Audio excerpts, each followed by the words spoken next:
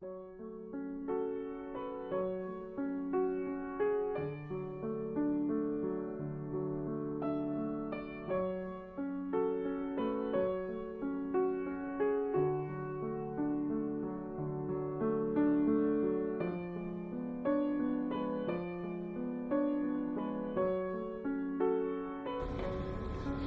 se concentre sur le moulage des crêtes en premier, c'est ça qui est le plus important. Le reste, même si c'est un peu fripé, vous allez voir, après ça avec Rachel, là, on va venir étirer un peu la liplace puis le brocher.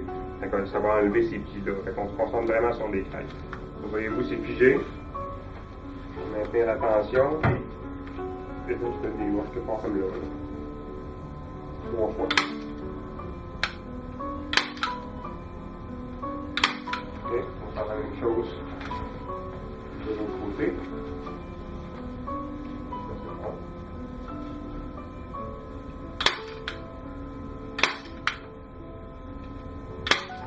Là, on peut se permettre de brocher large parce qu'on va utiliser seulement la partie arrière vu que c'est un bivalve. Ensuite, on va venir mouler la partie avant.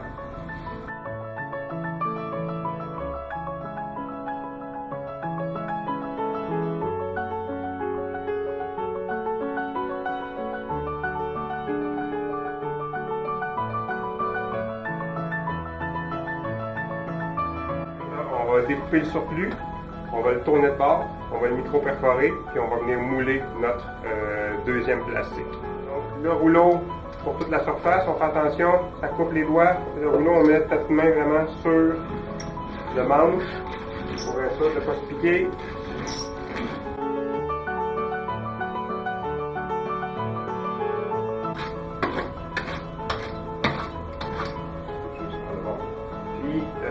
Dans les crêtes, le rouleau ne se rend pas, donc on prend un petit poinçon, puis on vient perforer l'intérieur des crêtes.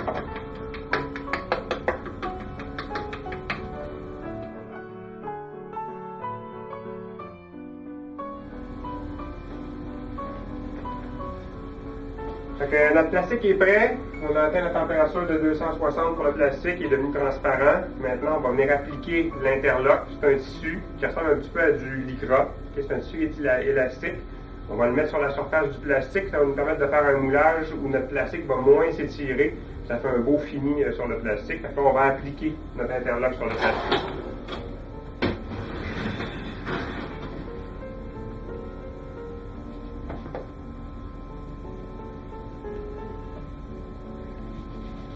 On vient juste le déposer dessus. Et avec nos gants, on vient frotter pour le coller sur le plastique. S'il y a des plis qui se font, c'est pas grave. On peut leur décoller puis leur coller à nouveau. Et une fois qu'il est bien collé, on s'assure de frotter fermement toute la surface pour être sûr qu'il est bien collé. On rabat notre surplus de tissu. On le remet au four, juste le temps de laisser la température remonter jusqu'à 260, puis après ça, on va pouvoir le mouler. On va se mettre au centre, on s'assure que le haut et le bas, on couvre notre moule. Ça, c'est bon. On dépose.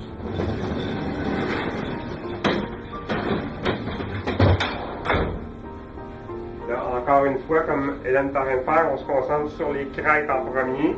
S'assurer qu'on a un beau moulage au niveau des crêtes. Puis, on essaie d'enlever l'air au maximum. Quand les crêtes sont moulées, le dessous de la poitrine, c'est souvent un endroit aussi où il va y avoir des bulles qui vont se former. Quand ça c'est fait, on va venir attacher notre interlock avec des pinces en dessous pour garder la tension sur le plastique.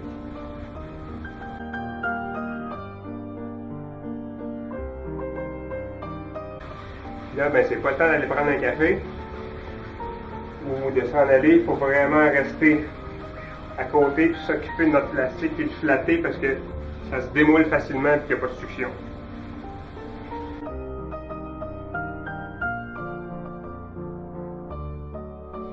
On fait ça comme ça, on va le masser jusqu'à temps que notre plastique soit blanchi. Quand le plastique va être rendu blanc, on va pouvoir enlever l'interlock puis aller faire nos découpes. qu'on va aller faire dans la salle des machines après. Maintenant qu'on a fini notre moulage, on va découper notre partie arrière. Ça va nous permettre, après ça, une fois que la partie arrière va être découpée, ça va nous permettre de venir refixer la partie arrière sur notre tronc, puis de venir mouler la partie avant, vu que nos deux plastiques vont être juxtaposés ensemble. Okay? Fait que pour ce faire, la première chose que j'ai fait, c'est que j'ai marqué ma hauteur 0 à l'arrière. Okay? Là, je le fais en blanc, fait que vous ne pouvez pas voir, mais je vous rappelle qu'il ne faut jamais dessiner en noir sur un plastique qui a été moulé avec de l'interlock. Ça rend la surface un peu poreuse, puis les lignes noires, bien, vous serez pas capable de les effacer. C'est pas super esthétique si vous avez des lignes noires partout sur votre tronc. Je me suis fait une ligne pour ma ligne 0. Ça va me permettre de calculer mes hauteurs et tout ça. Mais avant tout, je vais venir faire la ligne sur le côté de mon corset. Pour commencer, j'ai tourné le corset sur le côté. On va faire les deux côtés. Et je vais venir chercher la ligne centrale de mon AP.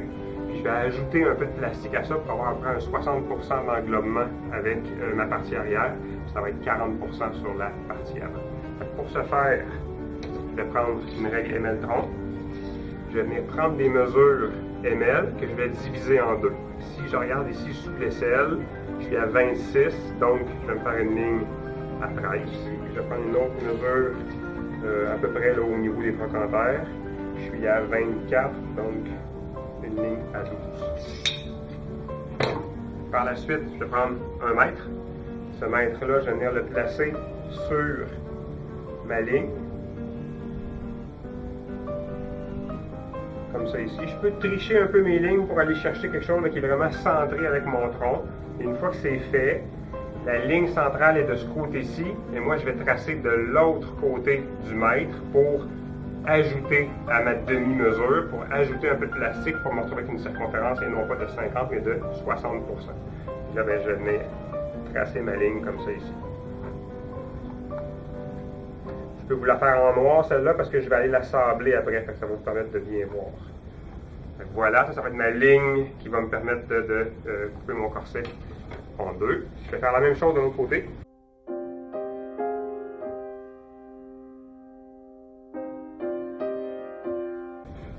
Ensuite, pour la partie arrière. Pour l'instant, on va garder quand même très long de plastique, mais je vais juste m'assurer que je ne coupe pas trop de plastique pour qu'il m'en manque une fois que j'aurai besoin de faire la découpe finale de mon corset. Chose super importante, c'est de se garder du plastique très loin à l'extrémité au niveau des trochanterres et de garder du plastique aussi dans le plat là, qui a été créé par les bras de notre patient, parce qu'on va avoir besoin de ce plastique-là pour venir le fixer sur notre moule positif pour faire le moulage de notre deuxième plastique.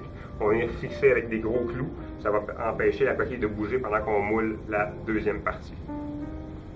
Je vais prendre ma feuille de mesure, je vais vérifier sur ma feuille de mesure c'est quoi ma hauteur que j'ai besoin. Donc on parle ici à l'arrière, on veut arriver en dessous de l'épine de la scapula. Moi j'ai 32 cm de mesurer sur mon patient. Donc je vais aller ici de mon 0, mesurer 32, puis je vais me garder une petite gêne, je vais ajouter 1 cm supplémentaire que je pourrai réajuster par la suite. Fait que 33. Et sur la partie du bas, on va aller prendre notre mesure qui est à l'apex des fesses. Ici, j'avais 20 cm. Puis là encore, comme je vous dis, je vais me garder un autre centimètre de plus pour être sûr de ne pas manquer de plastique. On va aller à 21. Fait que je vais venir couper cette partie-là comme ça. Je me garde du plastique au niveau des bras pour être sûr que j'ai de la place pour venir mettre mon clou. Puis je vais venir couper mon moule ici. Mais regardez, là, je vais l'amener là, pour garder le maximum de plastique là, de chaque côté. Comme ça ici. Je vais couper ça ici. Ça peut se couper autant avec la scie oscillante, que vous savez déjà utiliser, qu'avec la scie oscillante, je pourrais venir couper, ou vous pouvez aussi le faire à l'exacto. Si vous n'êtes pas à l'aise avec l'exacto, vous ne l'utilisez pas. Quand on n'est pas à l'aise et qu'on a peur, c'est là qu'on se blesse. OK?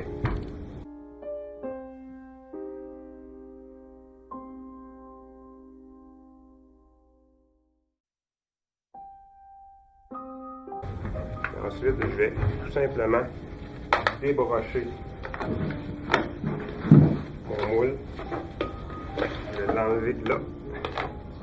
Puis je vais aller découper cette partie-ci au 5 dans 1 de l'autre côté, dans la salle des fours. Puis ensuite, je vais aller faire la finition de mes deux côtés. Parce que je vais maintenant utiliser le 5 dans 1 pour venir enlever le couteau rotatif, pour venir enlever mon surplus plastique pour être capable de venir sabler en ligne droite mon corset. Je vais être obligé de faire ça en petits morceaux, ça ne s'enlève pas d'un seul coup tout le gros morceau, quand on enlève des petits morceaux. Sinon, vous allez bloquer. Ça va être difficile. Ça va bloquer la lame et vous ne serez pas capable de finir de couper. Ça se fait quand même assez bien, assez rapide.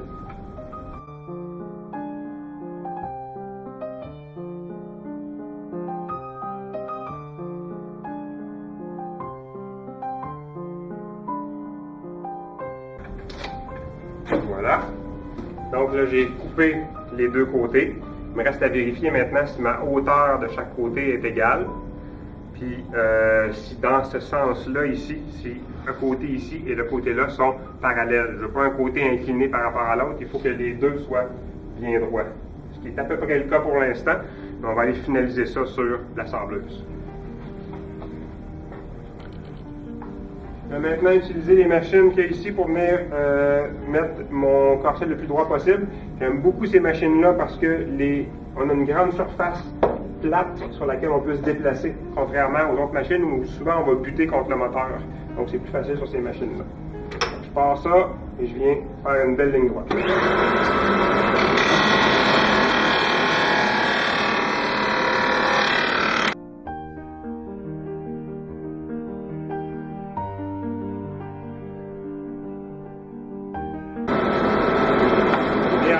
Pour m'assurer que ça ici et ça, les deux côtés sont parallèles dans ce sens-là.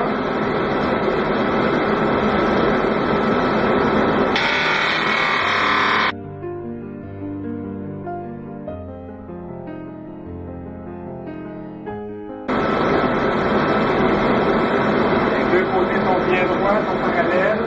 Si j'appuie mon corset comme ça, la hauteur des deux côtés est la même. Il n'y a pas un côté qui est plus haut qu'un côté qui est plus bas. La même hauteur et parallèle des deux côtés. Super important.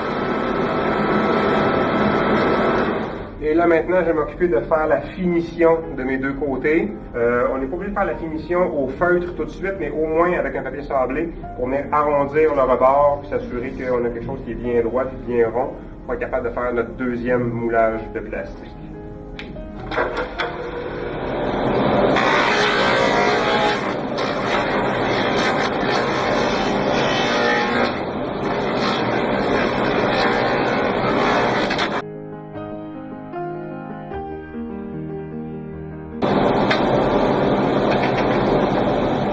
Le petit sablé pour venir sabler l'intérieur de ma crête.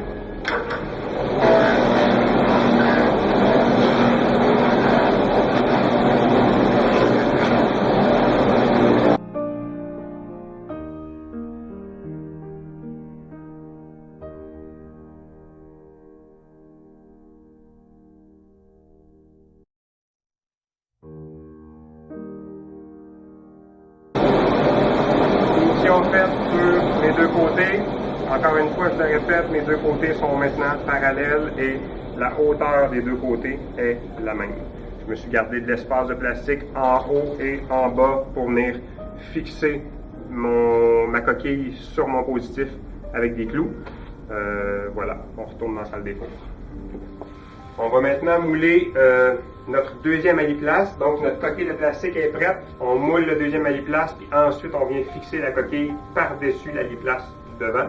Je vous montre comment on fait ça.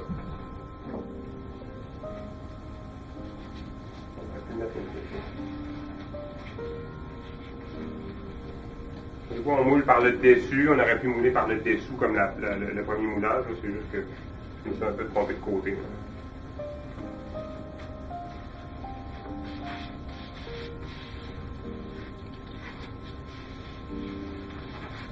Encore une fois, c'est super important que ce soit les crêtes qui soient bien moulées. Le reste, ça se fait très bien par la suite une fois que c'est refroidi.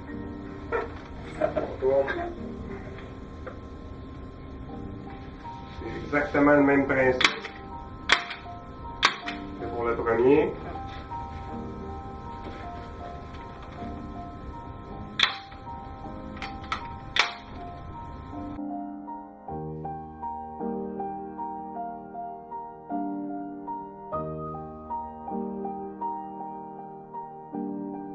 Okay. Là, on ne peut pas laisser les faux qu'il y a ici. Il faut venir couper très proche parce qu'on va venir glisser la coquille par-dessus ça. Il faut absolument enlever nos surplus qu'on a ici.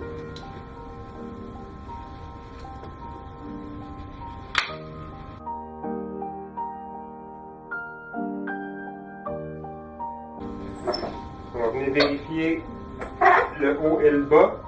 Il y a souvent un petit lousse qui se fait sur la partie du haut et du bas, parce que ça se peut qu'il y ait des broches à ajouter.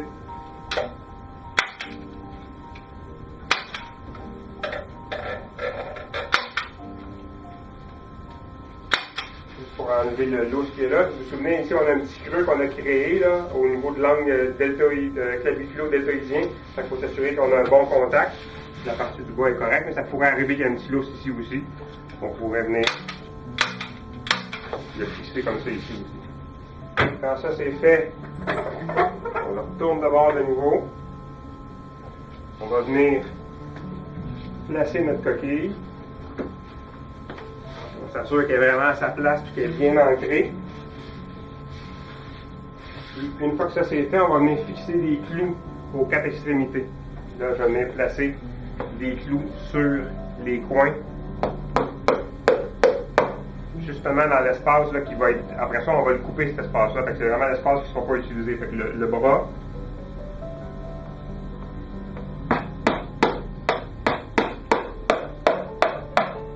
Puis le bord du croc en terre. Même chose de l'autre côté.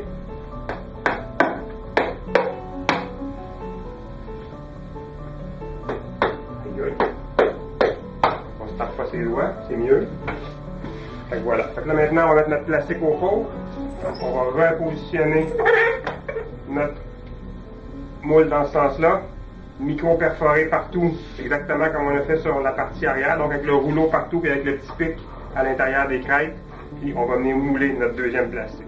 Comme pour le premier, on s'aligne bien centré. On s'assure qu'on a du plastique pour couvrir le haut et le bas. On s'occupe de nos crêtes en premier. On évite les bulles. Et puis là, ce qui est important quand vous faites votre moulage du deuxième plastique, c'est de venir faire la jonction avec le plastique en arrière. Fait que je ne sais pas si vous voyez, là, mais je viens coller mon plastique, puis je viens frotter pour qu'on voit bien la jonction avec l'autre. Je vais faire le même principe, je vais venir attacher après ça mon plastique avec les clips.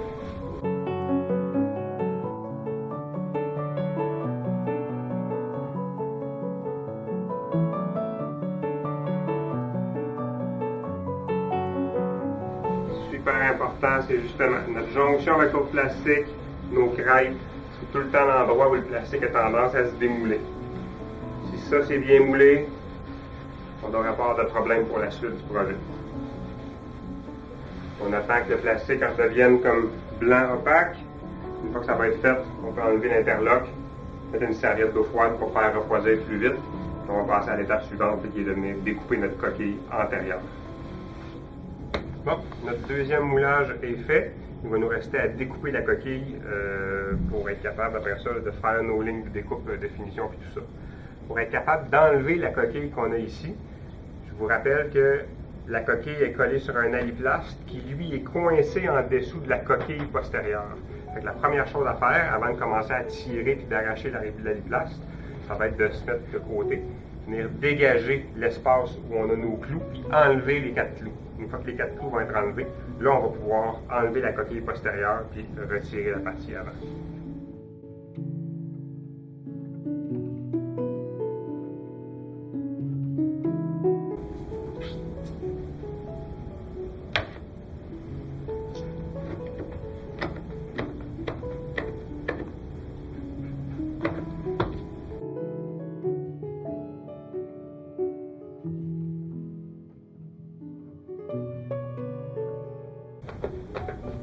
Mes 4 clous sont enlevés, donc maintenant je vais être capable de retirer la coquille postérieure. Je vais la placer à l'envers, puis je vais venir tranquillement retirer la coquille.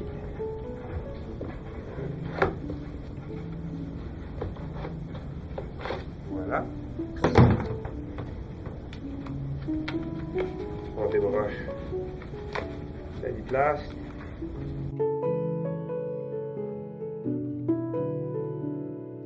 Voilà. Et je vais pouvoir retirer la partie intérieure. Voilà.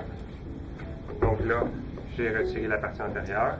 J'ai un surplus d'aliplaste ici qu'on va venir couper et coller à la limite de notre coquille postérieure. Mais avant ça, je vais venir enlever mon surplus de plastique sur le 5 dans 1. Ce qu'on veut avoir comme juxtaposition, donc avec la coquille postérieure et antérieure, la coquille antérieure doit passer par-dessus la coquille postérieure d'à peu près là, un 3 à 5 cm, tout dépendant du gabarit de votre patient. On voit la ligne de juxtaposition avec l'autre plastique. Je veux me garder une juxtaposition de 3 à 5 cm. Donc, je vais juste venir me faire des marques. Je vais les faire en noir pour que vous voyez bien, mais je vous rappelle qu'on trace toujours avec du blanc. Je vais faire 5 cm. 5. 5. Là, je vais prendre ma règle, le mètre. Je vais venir me faire une ligne, une belle ligne droite. Je vais suivre mes points de repère. Ça.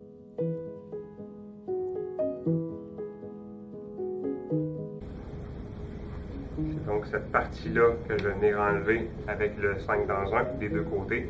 Puis ensuite de ça, je vais vous montrer comment on vient pour venir coller la biplaste à l'intérieur du plastique pour la partie qui n'est pas collée pour l'instant. OK, maintenant, je suis allé sabler mes deux côtés. Je les ai ramenés très droits là, pour qu'on puisse juxtaposer notre coquille du devant sur la coquille du derrière. Mais avant de pouvoir faire ça, j'ai la biplaste ici là, qui est dans le chemin. Ce que j'ai fait là, tantôt, j'ai coupé la biplaste un petit peu plus bas que ma ligne de découpe pour être capable de faire mon sablage sans être accroché dans la biplaste. Et maintenant, ben là, il faut que je vienne coller la biplaste sur la ligne qui est la ligne de jonction avec l'autre plastique. Parce que normalement, la biplaste, quand je vais glisser mon plastique par-dessus celui-là, ben, je ne devrais pas entrer en contact avec la biplaste. Je vais venir le coller en place. Une fois que ça va être collé, ensuite de ça, je vais pouvoir venir découper la biplaste de surplus, puis les deux vont se juxtaposer ensemble. Pour avoir une bonne adhérence de la biplaste sur le plastique, je vais venir graffiner mon plastique à l'endroit où je vais appliquer de la colle. Je commence par faire ça.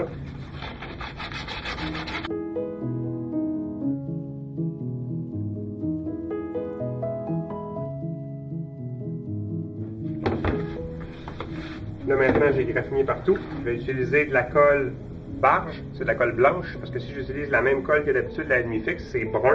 Et à travers le plastique, ça va être laid, on va le voir, ça va donner un aspect comme jaunâtre qui ne sera pas très joli.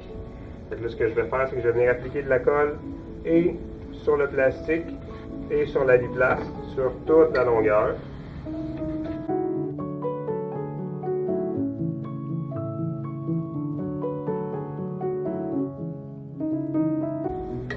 Une fois que j'ai terminé d'appliquer ma colle, je vais venir avec le heat gun chauffer délicatement pour deux raisons.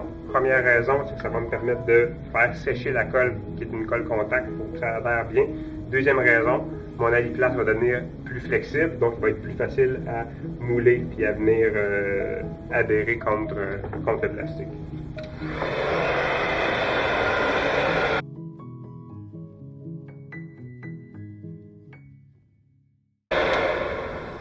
Au niveau des crêtes, là, profitez du moment où votre aliplaste là, il est flexible pour venir l'étirer un peu, vous assurer d'avoir un bon contact au niveau de la crête. C'est la partie qui est la plus difficile à venir coller.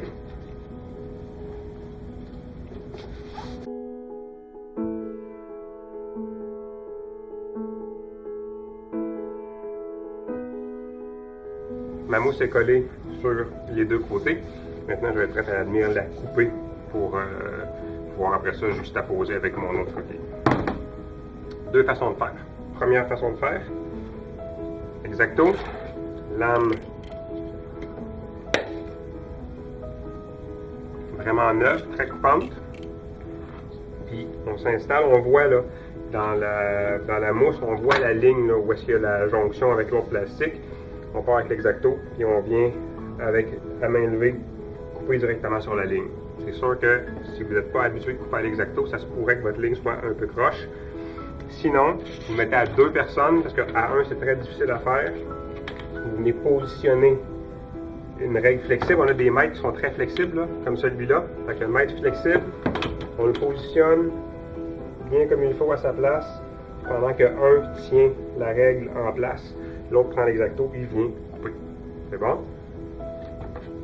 Je suis seul. Tenir le mètre plus découper, je trouve ça très difficile, fait que je vais y aller à la main levée. La chose à faire attention, quand vous allez couper, on s'entend, on coupe de l'aliplaste, c'est très mou, très souple. Ne faisez pas trop fort parce que vous allez couper dans votre plastique, vous allez affaiblir votre plastique. Donc je vais partir ici. Donc ça c'est la partie du bras, fait que ça je peux être un peu plus négligent. Puis quand j'arrive à cet endroit-là ici, je pèse pas trop fort sur ma lame, puis je suis la ligne de jonction avec l'autre plastique, délicatement.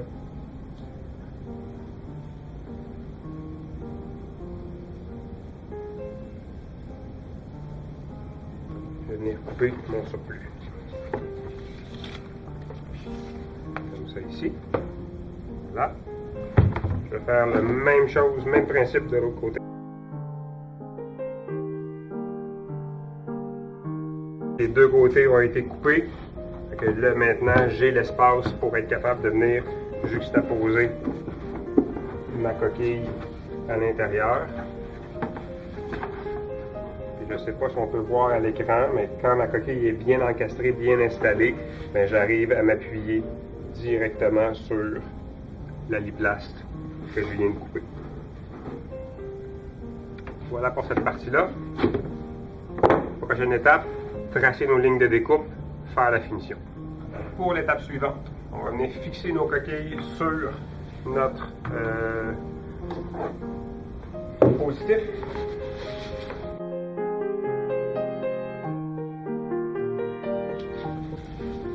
Quand vos deux coquilles sont bien encastrées, on va venir les attacher ensemble avec un velcro. Hélène, notre charmante couturière, nous a fait de belles courroies. Ça nous permet de ne pas utiliser des tonnes de duct tape, masking tape et tout ça. Donc, ça tient super bien, c'est vraiment solide. Donc, au niveau des crêtes, je vais venir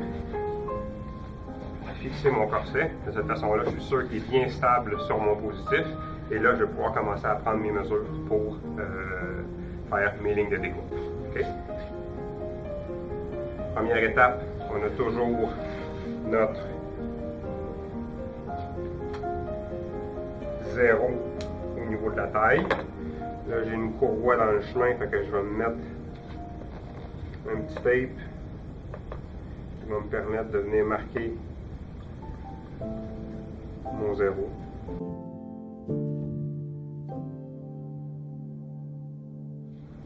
Mes petits repères 0 sont installés. Donc, je vais pouvoir venir commencer à faire mes lignes de découpe. Vous devriez avoir votre cahier de laboratoire pas trop loin. Donc, dans le cahier laboratoire, on fait un trait horizontal 2.5 sous la fourchette sternale. Donc là, je vais vérifier ma fourchette sternale est à quelle hauteur.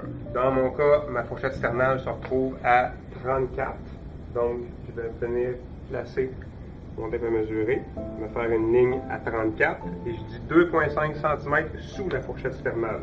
Donc, on va aller 2,5 cm plus bas, comme ça ici. Ensuite, on remonte de chaque côté en dessous de la clavicule jusqu'à l'angle claviculo-deltoïdien. Vous vous souvenez de l'angle claviculo-deltoïdien, on a pris une distance entre les deux, on a fait un creux sur notre positif. Fait qu'on va venir marquer. Donc, on part en courbe, on suit la clavicule, puis on va venir s'appuyer dans notre angle. Même chose pour les deux côtés. Quand on sera rendu au sablage, on viendra remettre ça plus symétrique, mais à la base, ça devrait ressembler à ça. À partir de l'angle claviculo-deltoïdien, on va suivre un arc de cercle pour dégager les aisselles. OK?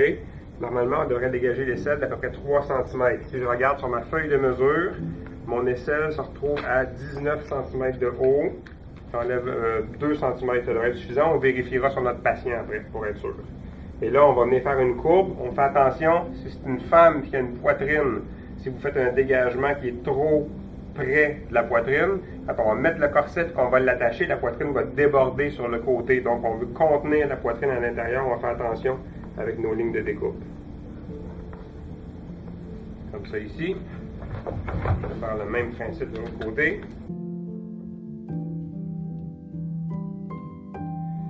On remonte un trait vers le haut jusqu'en dessous de l'épine de la scapula. Donc, feuille de mesure encore une fois, hauteur épine de la scapula. Moi, je suis à 32.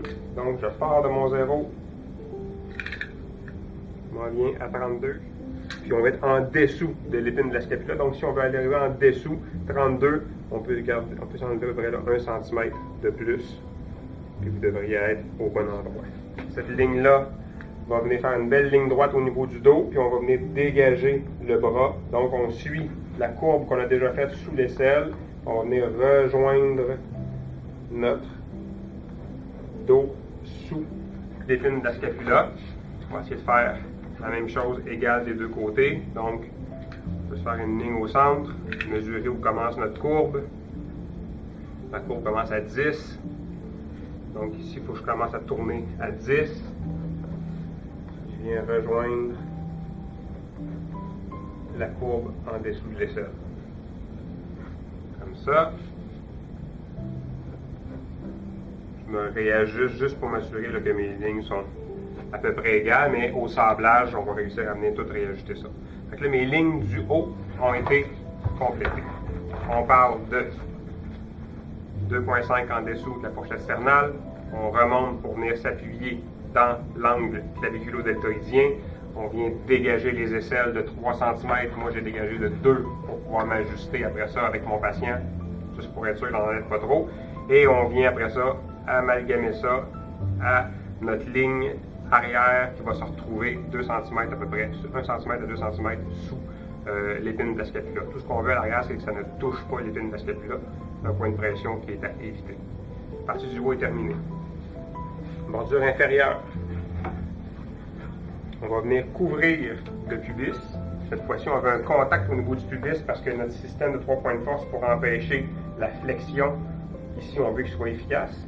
Donc, sur ma feuille, au niveau du pubis, je suis à 22 cm. Fait que je vais me faire une ligne à 22. Puis je vais me garder une petite affaire de plus, là, 5 mm à 1 cm de plus, juste pour être sûr que j'ai un beau contact, puis je vais le vérifier sur mon patient, puis je réajusterai en conséquence. Ensuite, à partir de cette ligne-là, la ligne du pubis, bien, tout ce qu'on veut, nous, c'est de faire, j'appelle ça une coupe bikini. Là, okay? On veut relever, faire une courbe de chaque côté, qui est la courbe de notre cuisse. Quand vous allez être assis, on veut que la cuisse puisse rentrer dans la courbe du corset que vous allez avoir fait. Fait qu'on part du pubis, puis on remonte en gardant les EIAS qui sont ici, là, les deux EIAS, là, on veut les garder à l'intérieur du corset. Donc je pars de mon pubis, puis je remonte pour venir faire une courbe pour laisser la cuisse passer, mais en gardant les EIAS à l'intérieur. Je fais la même chose de l'autre côté. Je vais essayer de faire de quoi le plus symétrique possible. Les ajustements finaux vont se faire sur la sableuse, mais déjà à la base, là, à l'œil, j'essaie d'avoir quelque chose qui est très symétrique. À l'arrière, on va passer par notre apex des fesses. Mon apex des fesses sur ma feuille de mesure a été mesuré à 20 cm. Donc, je vais venir placer à 20 cm à l'apex des fesses. Je me fais une belle ligne droite par rapport à ça. Et là, chose importante, un petit peu comme dans le LSO, c'est de garder un maximum de plastique sur les côtés pour s'assurer qu'on a un appui au niveau du moyen fessier pour essayer de limiter le plus possible les mouvements latéraux. Donc, je me garde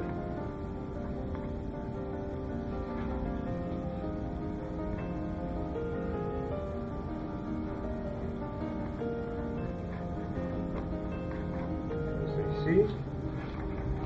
faire la même chose de l'autre côté. Donc, je trace ma ligne, je garde le maximum de moyen fessier, puis je viens rejoindre ma courbe à l'avant, qui était la courbe pour dégager la cuisse. J'aurais terminé mes lignes de découpe. Avec ces lignes-là, je vais aller découper au 5 dans 1 ou à la scie sauteuse, comme vous voulez. Une fois que ça va être fait, sabler pour mettre ça le plus symétrique possible. Puis je vais faire un premier essayage sur mon patient. On va venir le mettre sur lui, on va vérifier si on dégage bien la fourchette sternale, la clavicule, les aisselles, les épines de la scapula.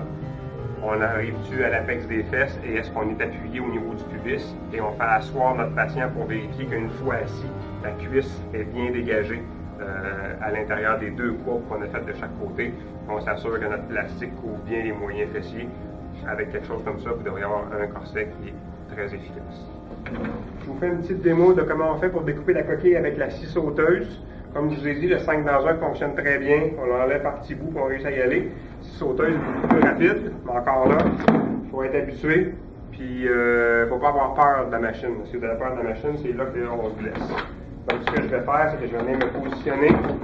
Je m'assure que je garde tout le temps une bonne pression de la scie sauteuse sur mon plastique. Puis, tranquillement, je vais venir.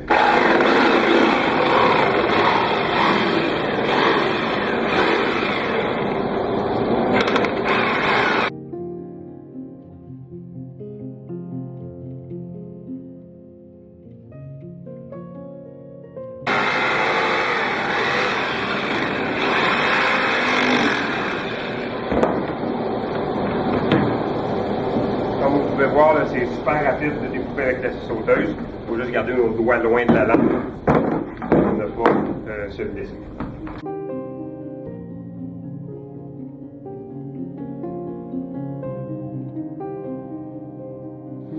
Une fois qu'on a découpé à la scie sauteuse ou au 5 dans 1, il va nous rester à venir faire notre finition sur la Trotman. Donc on vient découper, on s'assure que nos côtés sont égaux puis qu'on a une belle symétrie dans nos deux coquilles. Quand vous êtes rendu à faire la finition de vos découpes et tout ça, un petit truc que je peux vous donner. Ici, là, on voit très bien où est le creux de notre crête des deux côtés.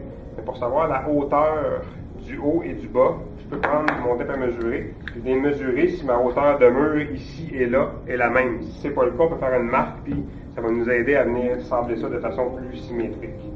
Donc si je pars ici, centre de ma crête, le haut est à 18. Si je pars ici, centre de ma crête, le haut est à 18,5. J'ai un petit 5 mm supplémentaire que je peux enlever. Si je prends la partie du bas, centre de la crête 18, centre de la crête 21. Donc beaucoup plus loin. Même chose. On va faire une petite ligne. 18. 18. Là, ça va me permettre de venir replacer ça ici. Là. Et on le voit de toute façon, il est beaucoup plus haut de ce côté-là. Je vais venir le couper. Ça va me permettre de venir sabler ça plus égal de chaque côté. Même principe sur cette partie-là ici.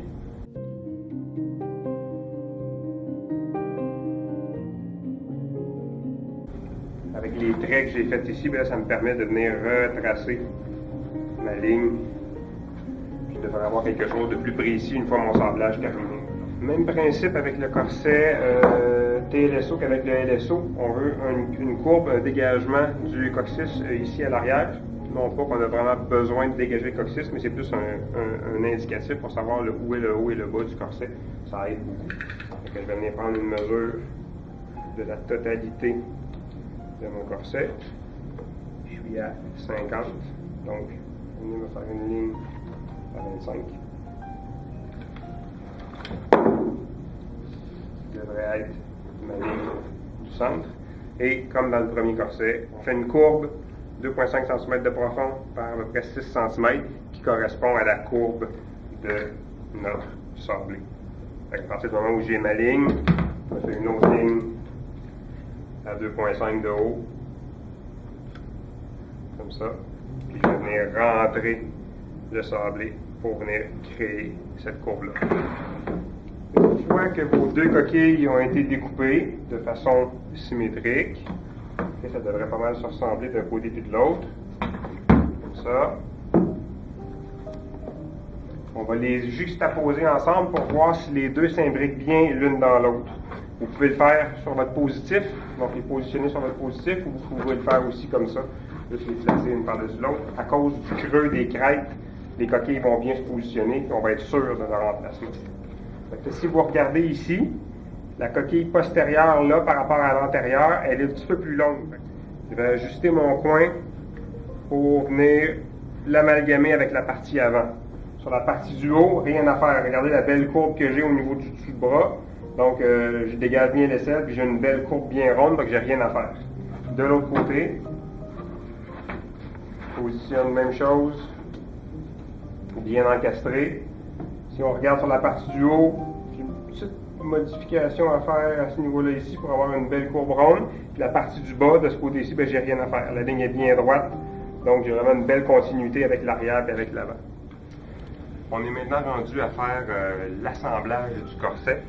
Donc, vous avez vos deux coquilles qui ont été découpées, qui ont été polies. Donc, la finition est faite, tout est fait là-dessus. Ce qui nous reste à faire maintenant, ça va être de venir positionner nos courroies. Donc, positionner les courroies, river les courroies et faire les trous d'aération. Je vais recommencer par réinstaller mon corset sur mon positif. Je l'attache solidement. Puis ensuite, je vais venir positionner mes 6 courroies au niveau du corset. Donc, je vais donner 3 courroies de chaque côté. C'est super important quand vous allez mettre vos courroies. Moi, je m'en prends une. Elles sont toutes faites pareilles. J'ai toutes la même courroie. C'est la même dimension que les courroies que vous avez faites pour le corset LSO. Je vais venir positionner tout de suite ma boucle à l'intérieur. Je positionne ma boucle. Je fais passer la boucle par-dessus les coutures. La couture que j'ai fait au bout. Puis je viens l'attacher comme ça ici. Je replie mon velcro pour libérer mon trou. Puis là, j'ai accès à mes 2 trous. Le trou de la boucle puis le trou que j'ai fait, que j'ai punché au niveau de la courroie. Pour que notre patient, ce soit facile pour lui de mettre et d'enlever le corset, il faut que les boucles soient le plus près possible du centre du corset, donc beaucoup plus accessible avec les mains à ce niveau-là. Ce que je vais faire, c'est que je vais venir placer la boucle sur la partie arrière. Je me garde un certain espace là, entre la fin du corset puis l'endroit où je vais venir mettre mon trou, en fait, où je vais venir river la courroie. On parle d'à peu près, peut-être de l'histoire, comme je vous dirais, là, j'ai pas de mesure pour ça, mais à peu près à 3 cm si on veut du rebord.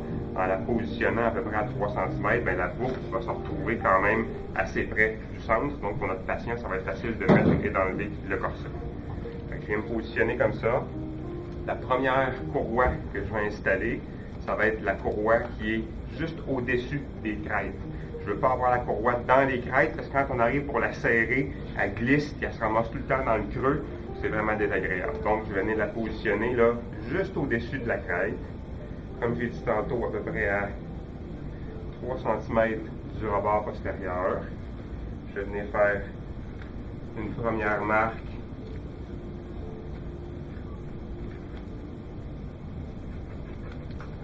sur mon corset. Sans la bouger là, je viens la positionner bien droite, puis je vais venir faire aussi la même chose, une marque sur le devant, comme si je tourne comme ça ici, là. Je viens faire une marque à l'intérieur de ma boucle, fait que là, maintenant je sais où est-ce que ma courroie va être positionnée. Je vais faire le même principe pour la courroie du haut et du bas. On fait attention de venir positionner nos courroies en laissant un espace de minimum 2 cm du rebord du plastique. On ne sait jamais à la livraison si on a à couper, à ajuster le plastique, mais ça va nous permettre de faire notre ajustement. Je me positionne à la même place, donc à peu près à 3 cm de l'arrière, 2 cm de la partie du haut. Je positionne ma courroie, puis je viens faire mon marquage des boucles et de la courroie. Et je vais faire la même chose sur la partie du bas. Donc, je viens positionner ma courroie. La partie du bas, vous allez voir, votre courroie, ça se peut qu'elle soit un petit peu inclinée pour suivre la courbe du plastique. Donc, ça se peut qu'il y ait une légère inclinaison. Même chose, je vais me mettre à 2 cm du rebord du bas. Je vais faire une première marque au niveau de la courroie, puis une autre marque au niveau de la boucle.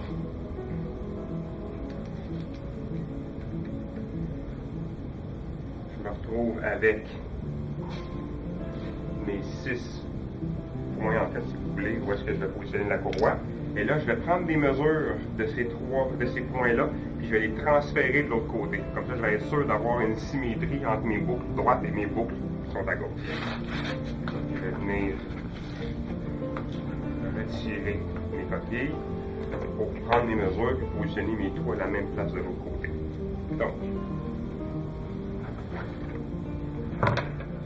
mon premier trou se retrouve à 14,5 du bord, 14,5, 14,5.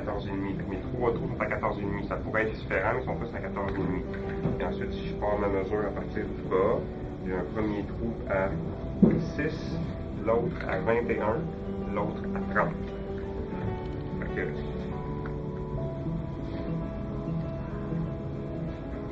6, 21, 30 et à 14,5, 14,5. Là, j'ai ma position pour chacune de mes boucles.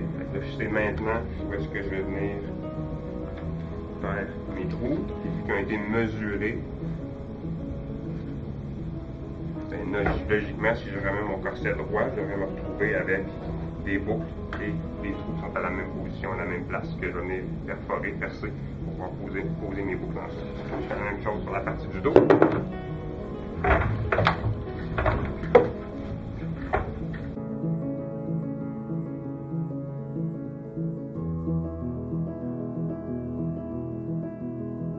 Je vais vérifier pour être sûr que je suis égal à la même place de chaque côté. Ça semble très bien. Donc, je vais venir percer avec perceuse, mèche 1,8, 9,64, là, quelque chose comme ça, pour être sûr qu'on est capable de rentrer notre rivet comme il faut. Moi, je le fais dans les airs, je ne viens pas le faire directement dessus, parce que souvent, en perçant, si on laisse le corset sur notre tronc, en perçant, la mèche accroche dans la stockinette tourne autour de la mèche, puis ça déchire la liplace à l'intérieur. Vous êtes mieux de le faire comme ça ici dans les airs. Premier trou.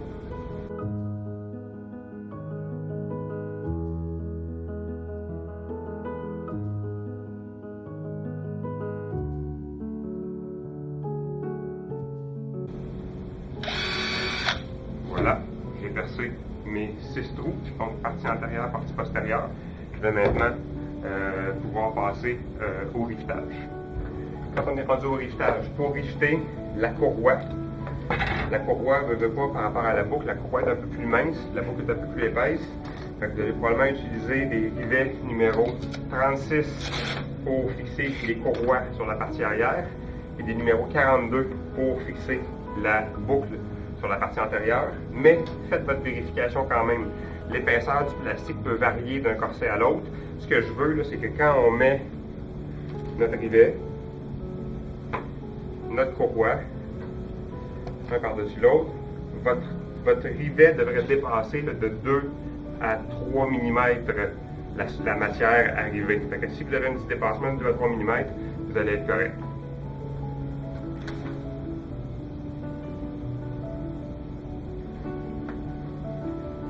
Je viens de placer mon rivet directement sur la partie ronde de ma barre rivetée et on met la rivet en place. Même principe pour les 3, pour les 6 en fait.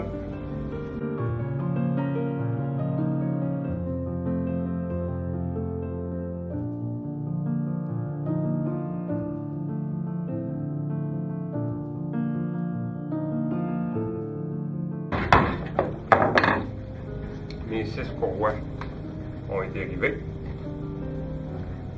Je vais maintenant river les 6 boucles sur la partie avant.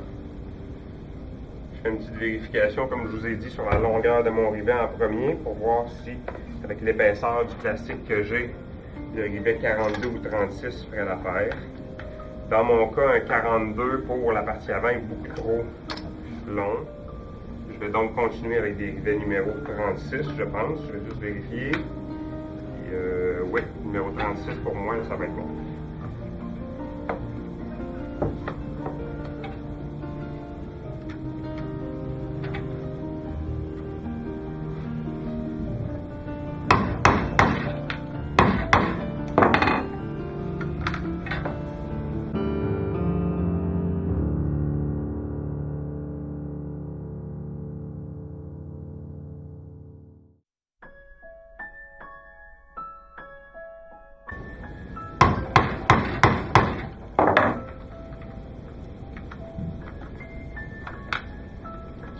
Voilà, j'ai rivé les 6 boucles. Si on regarde là, vous devez voir, c'est pas mal symétrique. La hauteur et la distance à partir du centre de mon corset devraient être à peu près la même de chaque boucle.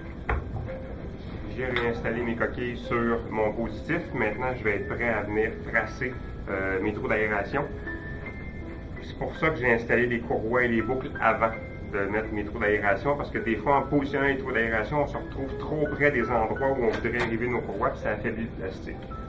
Donc, je vais partir de l'avant, je vais faire 4 points de repère au centre de ma coquille. Je vais mesurer ma longueur totale.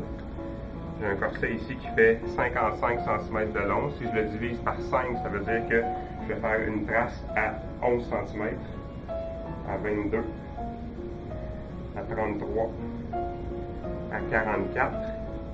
Puis ces points-là vont être placés au centre. Je vais vous les faire en noir pour que vous compreniez bien, là, mais mon centre, je pourrais le mesurer, mais moi je vais y aller à l'œil. On y va avec un centre à chacun des 11 cm.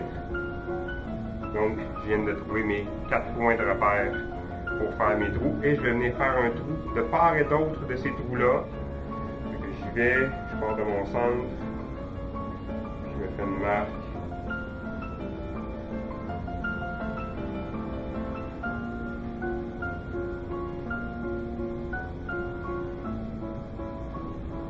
Là, vous voyez, j'y vais à l'œil, mais ça peut très bien être mesuré, j'ai aucun problème avec ça. Vous faites comme vous voulez, tant que quand je regarde votre corset, j'ai des trous qui sont symétriques, le reste, là, tu peux utiliser la technique que vous voulez, ça ne me dérange pas.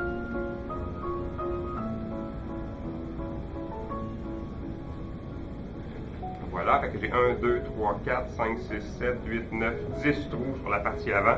Je vais faire la même chose à l'arrière.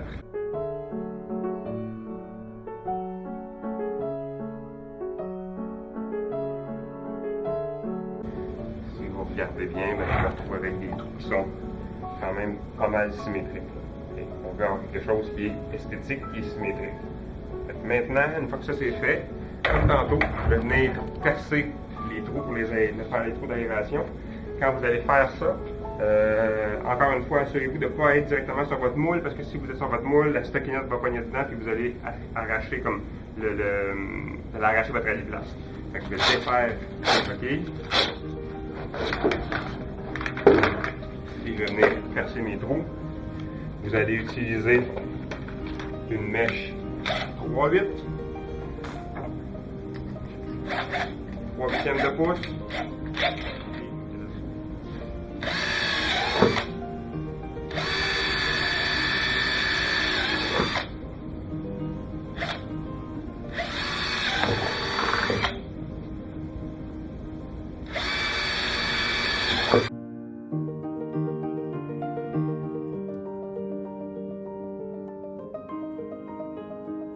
Vous nous restez à faire la finition de tous les trous. Pour ce faire, vous allez utiliser les feutres blancs qui ont été sablés en cône, ce qui va vous permettre de venir polir l'intérieur de vos trous partout sur les Trotman. Et même chose ici à l'intérieur pour venir s'assurer qu'on a une belle finition au niveau de la riplast. Ce qui va nous rester à faire, prendre une stockinette avec du solvant, venir enlever tout ce qui reste de marques de crayon. Okay? Fait que partout où vous avez des marques de crayon, vous allez venir laver votre corset. Une fois que ça c'est fait, il va vous rester à positionner, à mettre des cache-rivets sur l'intérieur des rivets. Ces rivets-là, avec la transpiration, vont rouiller sinon. Donc on veut vraiment les protéger. Deux façons de faire. La première, c'est de venir mettre des petits autocollants. Ça s'appelle Shear Band. Shear Band, c'est comme des petits autocollants qui sont déjà taillés, ronds.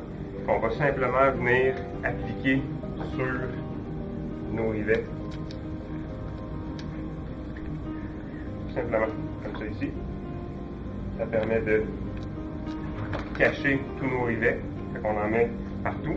Mais vous pourriez aussi décider d'utiliser de l'aliplast autocollant. Okay? Fait qu'on a on a des feuilles d'aliplast autocollant. Vous allez utiliser un punch qui va vous permettre de venir puncher et faire des mini, moi j'appelle ça des petuches, là, des mini petits trucs comme ça qui vont vous permettre de couvrir les rivets. Et quand on installe ça, il faut chauffer avec le heat gun le dessus de notre petite petuche là. Et après ça, avec le doigt, on vient l'écraser pour être sûr qu'il est bien placé directement sur le rivet. Je replie mes courroies sur elles-mêmes, puis je les enlève de là pour pas que je les chauffe et que je fasse fondre mes courroies quand je fais ça. Okay. Maintenant, je prends les petites rondelles, je viens les appliquer directement au centre de mes rivets, comme ça ici. Et puis là, il va me rester à les chauffer pour les écraser puis que ça vienne se souder avec le reste de l'aliplast. Pour ce faire, vous allez prendre le heat gun, assurez-vous d'avoir un embout, parce que si vous n'avez pas d'embout, vous allez chauffer trop grand puis vous allez brûler trop grand votre aliplast, ça ne fera pas la job. Là, maintenant, ce que je vais faire, c'est que je vais venir chauffer juste un petit peu avec mon doigt, je vais venir écraser.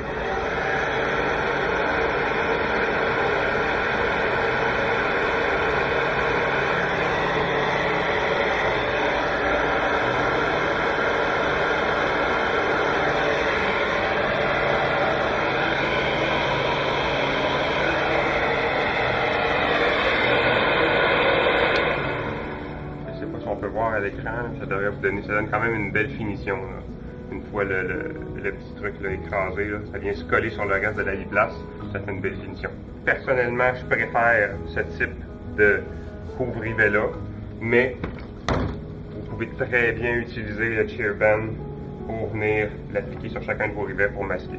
Sur mon démonstrateur, je vais avoir mis du shear bend sur la partie antérieure, puis je vais avoir mis des petites petuches, des petites rondelles d'aliplast sur la partie postérieure. Vous pouvez voir lequel des deux vous préférez.